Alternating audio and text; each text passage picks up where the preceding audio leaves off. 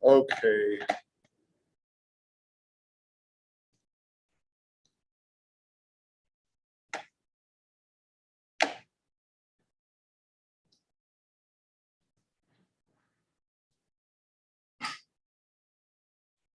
All right, welcome everybody. I hope you all had a good weekend.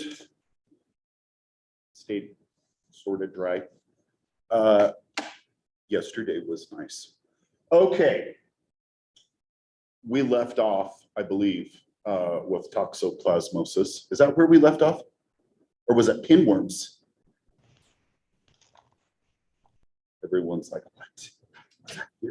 Did we talk about this? I'm pretty sure it was toxoplasmosis that huh? Yeah, I thought it was toxoplasmosis. So we were talking about this. I believe we went through this figure. There are all sorts of potentials for contracting it, potentially the consumption of infected meat, but typically we think about feces from cats being contaminative, so litter box or potential food or drink that may be contaminated with that lends the opportunity to become infected. There are more issues with women that are pregnant than basically anything else. Otherwise, you may come in contact with this and pretty likely don't recognize any issues, right? I think we ought to put the brakes on that for a second and think maybe that's not 100% true, all right? We mentioned a little bit with the rodents and the potential for these parasites to manipulate them and make them behave odd. And there are some speculation that similar effects possibly happen to us. They think maybe some thrill-seeking behaviors could be the result of some of these parasites that alter your behavior. Does that mean that you're potentially likely to be killed and then eaten by a cat? I doubt it. But for the parasite, maybe, right? Maybe that's what it wants. There are other things that I think, and this is truly just some speculation, but I mentioned our little mouse that gets infected all of a sudden, it's attracted to the cat and it really likes the odor of cat urine. So then that makes me think, what about the crazy cat lady? Or maybe I should say cat person, because it shouldn't just be cat ladies, right? But that's usually what we think of, right? Somebody that's like a cat hoarder with 50 cats that all live in the house, you know that's gonna smell bad, right? Or you think, but what if this parasite has manipulated you the littlest bit and now all of a sudden the odor of cat urine, well, that's stinking delicious, right? Maybe there's something to it, right? We don't know for sure, but it kind of makes sense. And if you think living with 50 cats isn't going to potentially lend to some parasites, I think you're sorely mistaken, all right? There's all sorts of opportunities, all right? So maybe, and maybe it makes a little bit of sense, all right? There are some other potential issues as well. They speculate maybe some schizophrenia could potentially be the result of these parasites, and maybe some other mental disease, right? I don't know. But I think it's pretty interesting to think about some of those things a little bit outside of the box and recognize parasites cause all sorts of crazy things. Why could they not do that to us as well, right? Kind of makes sense, right? So here we could see a couple of different potentials, the little tachyozoites. These would be, infective once we have ingested this or inhaled these spores. The tachyozoites start infecting cells. And then the next shot over, this is a cyst. Zoedocyst, maybe, is it telling me in here? Or bradiozoites. Bradiozoites, I think, are within the zoedocyst. And these cysts potentially could be anywhere in your body, in your musculature, or up in the central nervous system. But the tachyozoites that we see over here would be in your circulation. That's where we're at with this. Babesiosis, Babesia, Microti is the one that we think about plaguing humans, but there are a handful of other Babesia species that may plague livestock and other things. We talked about last time or 2 times back, we mentioned the Lone Star tick and potentials with that. And I think it's, I'm like, it's probably just my phone. It's listening to all of these things. But over the weekend, there's something in my news feed talking about Lone Star ticks. I'm like, I knew it. And another one talking about another parasite. But I will just leave it at that. I'm like, it knows, right? It knows that that's what I want to see. Okay. Chagas disease is impressive. It's disturbing. There are all sorts of tidbits that I would like to share. We do see Chagas disease in the United States. It likes more of kind of a desert, arid type of environment. So Southwest, definite potentials. Possibilities for this parasite with its insect vector to be moving more north is definitely there. It's got a cousin called the assassin bug, and there's definitely recognition of it around here. And I feel like it's only on its way. All right, a little bit of a worry. All right. So it is, they call it American trypanosomiasis. It is a trypanosome. There are handfuls of these blood flukes, and it's a little bit different as far as how we are becoming infected with these guys. All right. So the other trypanosomes, we've got different arthropods that are transmitting that. These guys are transmitted by a bug that we call a kissing bug or a cone nose beetle because of its mouth parts that look like a nice little cone. It's also a triatomine bug. It's got numerous names, all basically the same. The assassin bugs look pretty stinking similar to these guys, all right? Very similar. I wish I had a side by side. I think there's the littlest bit on the back that's maybe sets them apart. It's, to me, I'm not an entomologist, pretty hard to distinguish, all right? I will tell you there are a couple of things different. These guys, if they bite you, you don't really feel it, all right? The assassin bug is a super painful bite, all right? And it's these that are most likely to be the ones transmitting Chagas disease, assassin bug, although they are closely related. As far as I know, it's these that are transmitting Chagas, not the assassin bug, all right? So, also a little bit different. The assassin bug, or not this, excuse me, our kissing bug, lots of them that, well, basically all of these insects that we've talked about, when they're transmitting the parasites, it's in their saliva. And as they're taking a blood meal, they inject that into you, they inoculate it into you that way. These guys do it differently. And the parasites are in the gut of the insect. And when it feeds, it defecates. And the feces from the bug is infected with the parasites, and they get inoculated typically into the wound, but mucous membranes also fit. I called this guy a kissing bug just a minute ago, and we call it that because, well, first off, they're nocturnal, so you typically don't recognize it in the first place. They are attracted to carbon dioxide, and so they crawl up onto your face while you are sleeping, get by your mouth, and then they feed. As they are feeding, they do their business, and it either gets, like I said, into the wound, into your mouth, brushed into your eye, numerous potentials to become infected, all right? If it does get into your eye, it creates it almost sort of looks like pink eye, but it's super swollen. And we call that sign of Romagna, all right? You know there's something up and it's not pink eye, all right?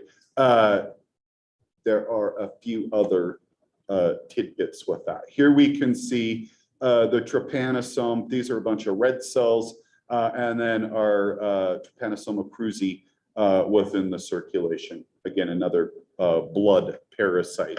Kind of impressive, kind of disturbing, all right? So it kind of depends on the circumstances. Like I said, nocturnal. Oftentimes they like, you know, like I said, kind of desert-like conditions. So there are definitely possibilities to see them in, well, parts of the southern US, but moving down into Mexico and further down into Latin America, these bugs are present, all right? They also like kind of adobe, they like cracks and crevices where they can get in and hide, being nocturnal. They like to avoid all of this stuff, thatched roofs, things like that, that lend to kind of prime hiding spots for them, make it more likely as well, all right? Kind of crazy. This thing, can I get rid of my update thing? Blocking it off, but in the text up above, it says xenodiagnosis. And xenodiagnosis is a technique used in a lab where they take sterile bugs, all right? A sterile kissing bug, and they allow this bug to feed on a person that we think is potentially infected, all right? If they are, the bug should lap up some of this. It should develop in its gut, but it takes weeks. These bugs are kept back at the lab and incubated, and they sample, they feed a handful of bugs on you so they can sample them kind of periodically. But about 30 days is needed for them to truly see this. There are numerous things that can occur that can be serious or fatal consequences with this parasite. It can destroy autonomic ganglia of, so it can destroy the esophagus and the colon, the nerves within there that are responsible for peristalsis, making it super hard to swallow or defecate or both, right? That's bad news, right? It also has issues with heart involvement and other things as well. Kind of crazy. Leishmaniasis, leishmania, there are plethora of different types of these parasites. There are handfuls of species, right? A lot of them are transmitted by a sandfly, but there are others dependent upon where we're at that use different flies. And even vampire bats have been known to transmit some of these types of leishmania. There are different ways that they infect us, and it also depends on the species of this parasite. Some of them are a visceral form, so we see organ involvement, liver and spleen get severely impacted. You see massive swelling and enlargement, potentially rupture of the spleen. It's going to be a fatality. And then there are a boatload of these guys that cause cutaneous or mucocutaneous occurrence. Those that cause the visceral form are not the cutaneous ones, and vice versa. They are different, all right? But all potentially some serious issues. And interestingly, these guys, scrolling down to show you a picture, here's a cutaneous form with these lesions that ulcerate. There are a couple of details with this, depends, like I said, a couple of species with them. For the cutaneous bit, that's really the just this, not thinking the mucocutaneous, the mucous membranes, all sorts of base involvement can happen with some of them. But the ones that we think just some skin lesions, two different species that are causing it. They both cause these ulcers. One of them is maybe a little bit better. It heals up in a few months. The other one takes a year or better to fully heal. Both instances are pretty severe, and in either circumstance, you're going to have some pretty serious scarring. The one that takes a year or better to truly heal, you know that sucker's going to leave a mark, all right? It's an issue, and there are individuals living in these areas that are truly endemic, where we can see lots of scarring as a result. The mucocutaneous forms, and for some reason, I feel like there's an image in the PowerPoint that's not in here right now, but maybe I'm wrong. I shifted to the text because I'm like, this is where I was all last time. That's where I'm staying. You could see all sorts of issues with the face, the mouth, the nose, and eyes possibly involved, but usually it's like the nose that looks like it's being destroyed. Sometimes the ears as well are impacted. So interestingly, with these little parasites, they don't look the same as our trypanosomes, these little flagellated forms. In some parts of their life cycle, they do have flagella, but they don't look exactly the same. When they get into our bodies, they've got kind of an oval shape. We call them amastigotes, and they get engulfed, they get phagocytized by macrophages, but the parasite doesn't get killed, and it lives inside of that macrophage. It replicates and destroys the macrophage to go on and infect more stuff. There are a few parasites that go about their business like that. And from an immunological standpoint, it is a great strategy to avoid being destroyed by living in that stinking cell that should be destroying it in the first place, but it can't. That's pretty cool. All right. Schistosomiasis, there are all sorts of potentials with schistosomiasis, and we typically think about the schistosomes, the blood parasites, to be elsewhere. All right. There are some down at the tail end of this page that we can see around here. The cercarial dermatitis, the swimmer's itch is a potential, and we do see that. I think we mentioned this a bit back, maybe with some of the skin stuff. So these are parasites that should be plaguing somebody else, like birds are usually what's up with the cercarial dermatitis. And those parasites get into us, but they can't complete their migration, they can't fully develop, and they stay localized within the skin. But the ones up above, we truly are hosts. And the parasite gets out of the snail and it finds a human host or potentially a primate. Monkeys can serve as reservoirs for a few of these schistosome parasites. These guys are a little bit different. These worms are dioecious, so they are separate sexes. When we think about the flukes, typically they're all hermaphrodites, but not the schistosomes, all right? They're a little bit different, all right? So the cercaria, the baby schistosomes, penetrate through your skin. They make their way into the circulation. They migrate into the liver. They find a mate. They pair up. They start mating. And I brought a picture for those of you here. This to me is pretty stinking terrifying. These guys look gigantic. And how would that be living in your vasculature? Well, it lives there because they're actually super, super small, all right? But when you look at them through the microscope, they look like terrifying monsters. They truly are monsters, all right? But they're virtually microscopic, all right? You can see them on the slide. You have to use your imagination. That's what I say oftentimes in microbiology when you're trying to look at something through the gram stain, right? It's pretty big, all right? So there's a few of these. Some of them their eggs, they'll be living in the portal veins of the liver. The eggs would be released and defecated out. There are some others that live in the bladder plexus. So their eggs released into the bladder and then voided out in the urine, all right?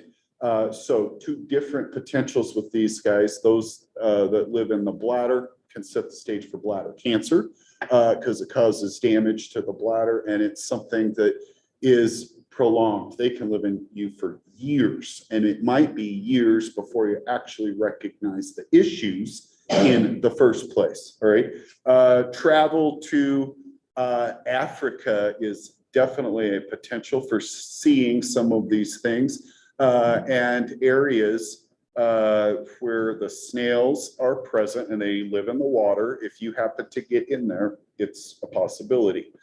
So around the Nile, there are definitely some incidents with this because that's kind of prime location. There are other big lakes that also set the stage, not anywhere near the Nile, that also harbor some of these. And here, it's different parasite, different type of snail, not able to migrate like these guys do, all right? And they stay localized on the skin with this swimmer's itch, all right? Kind of crazy, all right? Lastly, to wrap these guys up, we just saw a handful of these: babesiosis, Chagas, leishmania, the malarial species, a handful, all right? Nolsey is one that was plagues us. Now, it and O'Bally are relatively low on the list of incidents. Something that has jumped over from primates and is targeting us. And there are some other ideas with a few of these, all right? Falciparum and Vivax are the two big ones. Falciparum is a little over 50% of all malarial infections. Vivax is pushing about the rest. And then malaria picks up just a small fraction, all right? Meaning these last two just kind of a drop in the bucket as far as overall human cases, all right? Toxoplasmosis, we looked at that with the cats, and then schistosomiasis for some helminths with that, all right, which really is pretty impressive.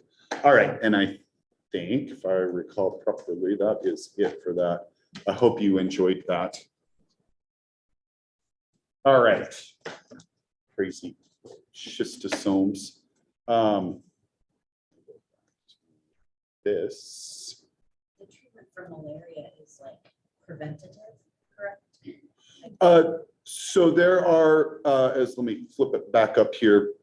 There are some preventative, definitely, but there are some that you can take as treatment. Gotcha. Yeah, but some of the like quinines and stuff are really more of a preventative. So depends. All of these, some of these drugs, I have no clue what they are. I know they give it when they go Right, overseas. as a Most of them preventative. don't take it But they 'cause should. it gives wicked bad nightmares. Oh. Yeah. So Nightmares most of of the military malaria. members They're like, won't we don't take it. want it. Mhm. We don't want those nightmares. So here's a fun fact with the preventative. So the quinine, and there are all sorts of quinine things. We can see chloroquine and whatever, the quinolones. There are numerous quinine. And quinine, I can't remember the plant, but quinine comes from a plant. Quinine is a substance that is in tonic water, all right? And it gives it kind of that bitter taste, all right? So there is a beverage called gin and tonic, right, that has quinine in it, and the British find that quite tasty. And as they were going and conquering all sorts of places, areas where malaria would be classified as endemic, like dropping down into Africa, right, or coming over to the New World, right, multiple places that you would think the mosquitoes are feeding on me. They're eating me alive. They're potentially causing all sorts of things. Well, malaria wasn't an issue because of the gin and tonics that they were taking as they were traveling abroad, because you got to have your liquor, all right? And in turn, they were protected. They didn't know it. They didn't know that's what was protecting them, right? But they were protected, right? I also thank them for their love of beer. And as they were moving into India, they want to truck all of their beer there. And by the time it gets there, not truck, but rail cars, right? Or ships. And by the time we start seeing this frothy beverage, it is gross and disgusting and fouled. How do we get our beer to India? We need this stuff. And they're like, you know what we ought to do is just hop the hell out of it. So they put a bunch of hops in there, extra hops. Hops are antibacterial.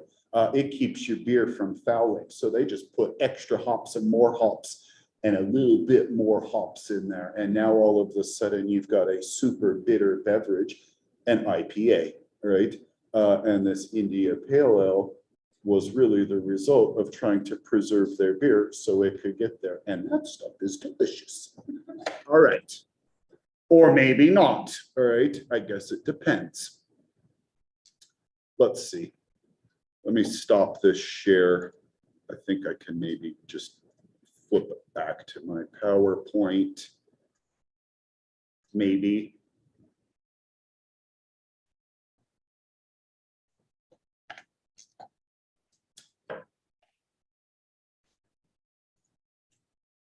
All right, last chapter. The end is so near. Nervous system infections.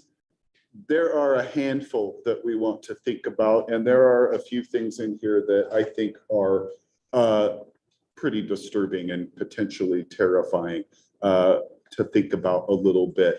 I kind of wish I had a better picture because I don't, this dog doesn't, I mean, it looks like it might be aggressive. It also looks like it might just be yawning, right? That's kind of what I think. Does it look rabid to me? I don't think so, all right? Doesn't look so scary, all right? I mean, I can see his teeth, but I'm not really that scared, all right? So rabies definitely is something that is a bit disturbing. There are all sorts of thoughts, and we sometimes think of dogs being issues with this, and dogs, possibly being rabid. A dog bite sets the stage for alarm, especially if it breaks the skin. And you're curious, you should vaccinate your pets to ensure if something like that does happen, little Fido's okay, all right? Otherwise, your dog's probably going to get euthanized so it can be tested just to see, right? And maybe you don't want that happening, right? Probably should get them vaccinated. So there are all sorts of details with this. And like I said, I kind of wish we had a better picture, because usually you see all sorts of saliva, frothing at the mouth. The dog definitely looks like something's up, all right? This doesn't really do that for me, all right? Restlessness, aggression, the frothing of the mouth, the simple sight of water is an issue. And it doesn't matter if we're talking these dogs or people. They talk about hydrophobia, the fear of water, and it is impressive, all right?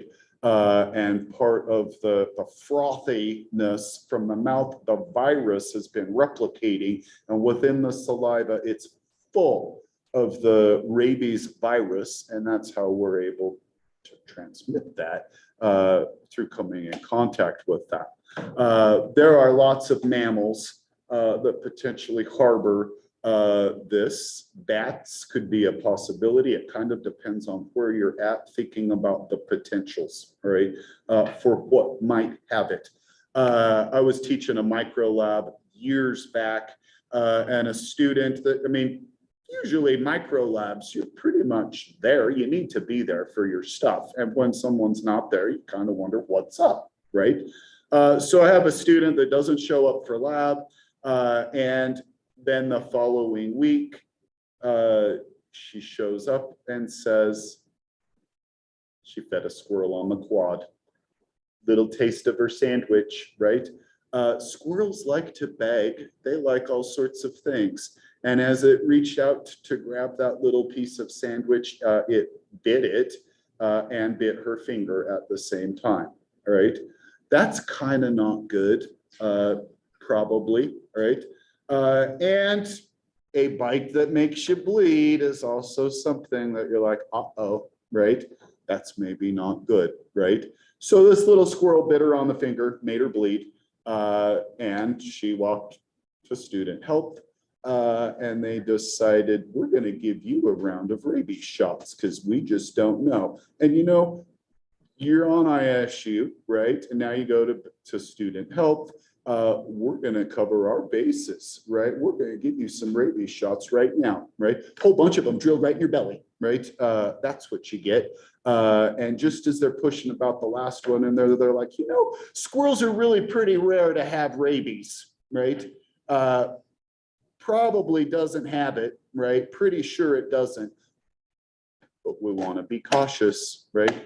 So a few days later, when she finally started to feel a little better, because the rabies shots are not something that are good, she made her way back. Did she have rabies? Hell no, she didn't. She was just fine, all right? But be careful if you think you should be feeding squirrels, right? You should probably just be careful, right? Can't wait, right? I mean, Yeah. it shows it's deadly. Yeah, by the time you have symptoms, that's too late. You have to deal with it immediately, right? So that, I mean, you get that, it's better to give the shots than be like, I'm just gonna wait and see, because that's not so good. So really kind of, that's a little bit disturbing. I remember being a little kid, we lived out in the country, out in the middle of nowhere. And we had a dog, right? Lots of, you know, little farms. Everybody's got a dog, right? And I walked outside and I see a dog that is not our dog. And he looks pretty stinking pissed off, right? And he was frothy and he was looked very mean, right? And I walked back inside. I'm like, that's the dog I'm going to go see. Are you my friend? Right. And very shortly after that, my dad came into the house and I told him, and he's like, what? As a shotgun was in his hand. And then their dog was taken care of. Is all I know. But I think I know, right? Pretty sure I know, right? Done deal, right? I'm like, that's crazy, right? But it kind of makes sense, I suppose, right? So it's just giving us some details, some anatomy. I skipped over all of it because whatever, I'm talking about rabies still.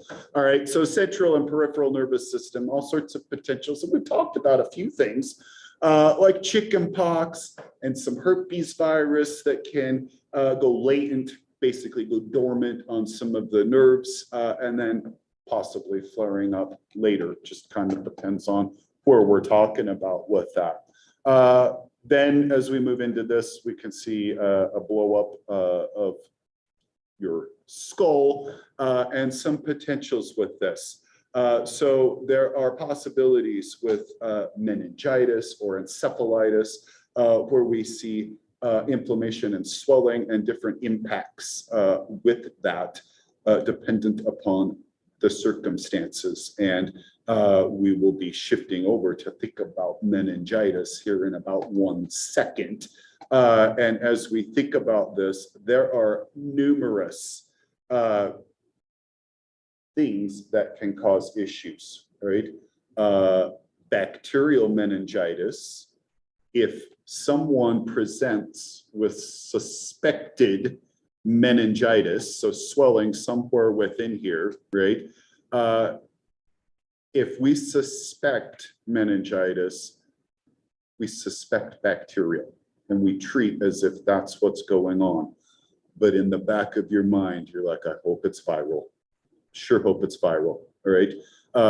Neither are good, all right? But bacterial is super bad news. And if you don't deal with this almost immediately, almost like rabies, you're not gonna survive, all right? Viral, it's different, all right? Still aren't feeling well at all, but it's not something that we're like, you're not pulling out of this, all right? So it truly kind of depends. So some more details with this as we look at some nerves and some potentials with, details of what's happening, but potentials when we are going to deviate from this is really what we want to flip back and think about a little bit, all right? So here we can see a nerve cell, and there's a lot, it depends on where we're at as far as some of the details. These cells can be gigantic, all right? Nucleus right here, the cell body or soma, the axon, and then we move down here. This is this image over here, the synapse as we're looking at it, all right? Or it could be up in here, these two in between where we're communicating from one nerve to the next, all right? So some have sheaths like the insulation around wires, the myelin sheath that helps to protect the nerve, and there are potentials with this being destroyed with things like multiple sclerosis, but there are other impacts as well that causes severe pain, potential paralysis with that. There are other possibilities where we may get up in here with the neurotransmitters and have something impacting that, blocking it. We will talk about things like botulism and tetanus in a bit. And there are issues as we think about these things and what's truly happening. Same but different as far as how the paralysis impacts you.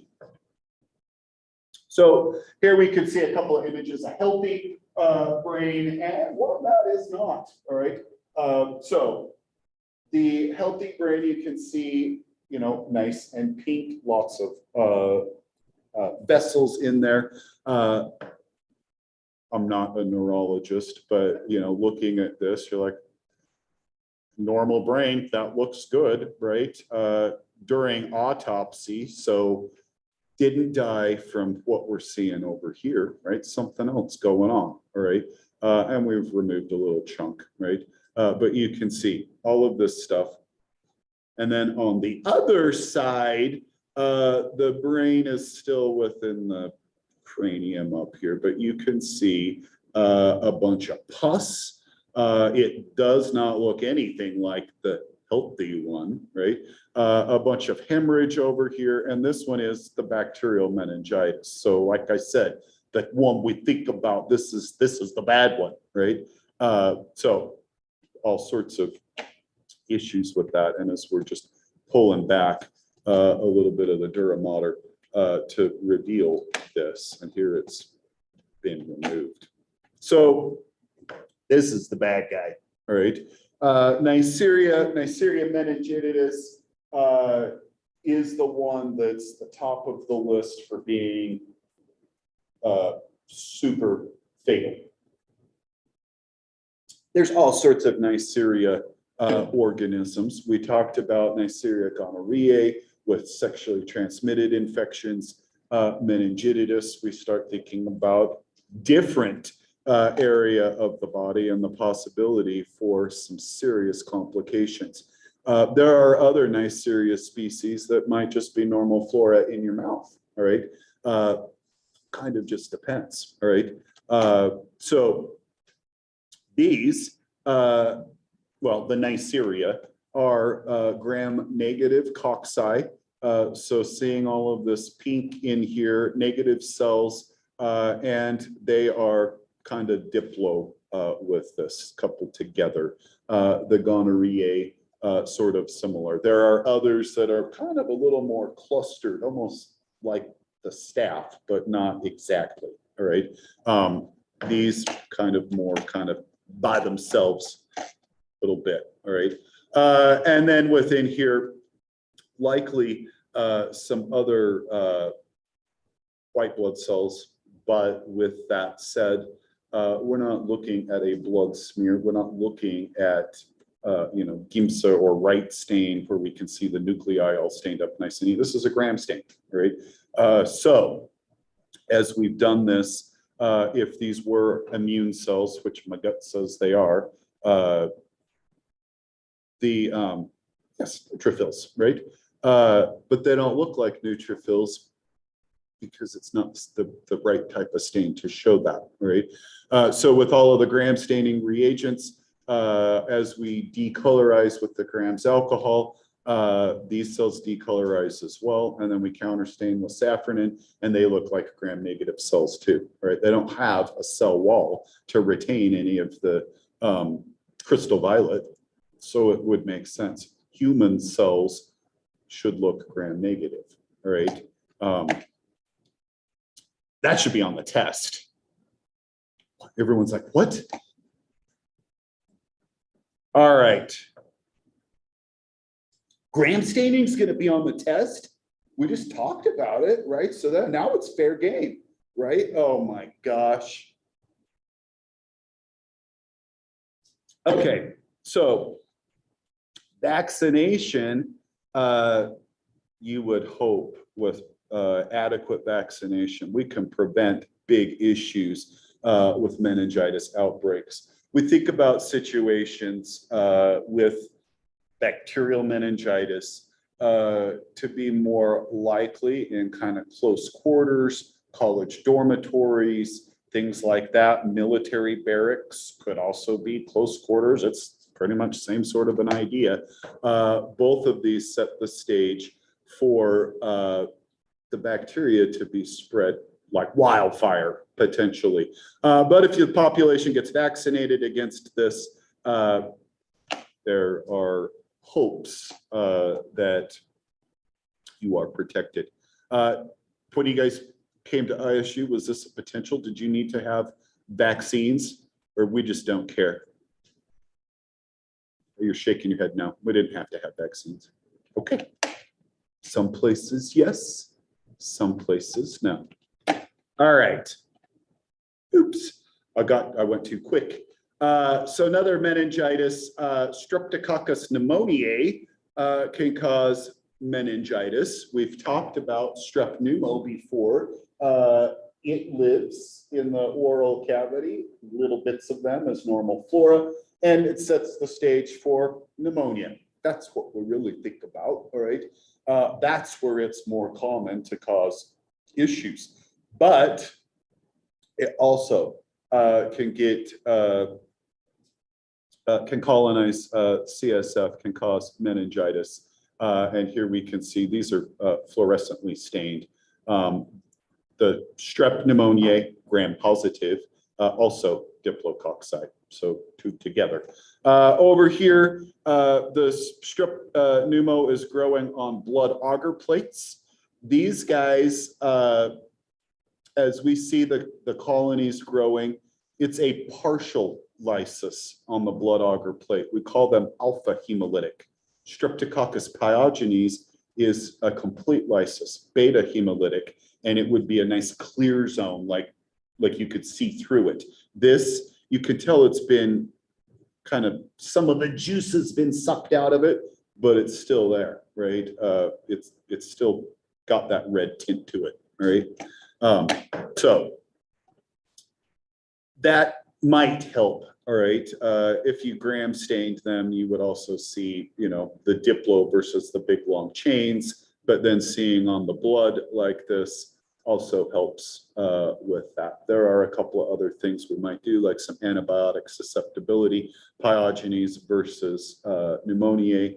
A couple of antibiotics help you to differentiate, right? This image is something that's kind of terrifying to me and also makes me think sort of exorcist sort of situation. If you can't gather from this, this is not a comfortable position for this kid to be in, all right, or whoever this is. looks like it's not that old, all right? So you have probably heard of tetanus and stuff like lockjaw. There are all sorts of things that happens with tetanus. And tetanus is bacteria, Clostridium tetani. There are a handful of Clostridium organisms. We've mentioned a few. We talked about perfringens with the gangrene. We've mentioned a little bit about botulism, and we'll see some more botulism. There are others, right? And the tetani and botulinum are two that cause paralysis, but it's the opposites, all right, as far as what's happening with them, all right? So kind of crazy. So here the epistophonos, I think maybe is how you say that. I don't know. Autonos. Basically, this the muscles all contract and can't relax, right? The botulism is the opposite, and they relax but can't contract, all right? It's different, all right? The lockjaw, I think they call it a sardonic grin. It's like the Joker from Batman, all right, is kind of how I imagine it. You're smiling, you look super happy, but you also look a little bit terrified, and you're not happy about it at all. And you can't, the muscles can't relax, all right? And your jaw is clenched. You can't do anything about it, all right? So this one, he's basically bending backward, potentially super painful, I would imagine, in this instance. Could you treat him with some Botox? Would that be the way to deal with it? Probably not, right? But I bet you that guy is just like, give me anything, right?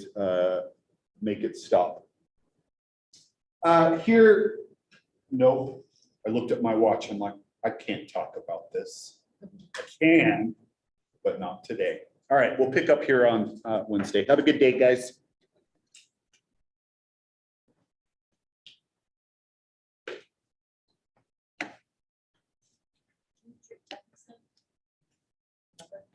If you have it, I'm like, actually get it. Is there- You know, so we think about like the antitoxin, some of like the passive immunoglobulin stuff. So I think a little bit. Like it's shot. Yeah. Yeah, I mean, you get, yeah, Unless so, if you had a tetanus so shot, you it want wouldn't. to be vaccinated for Yeah. sure. But I do think there are, with the passive immunoglobulin, you can Probably more treat tetanus that. shots in the ER than they can. Oh, I would think so.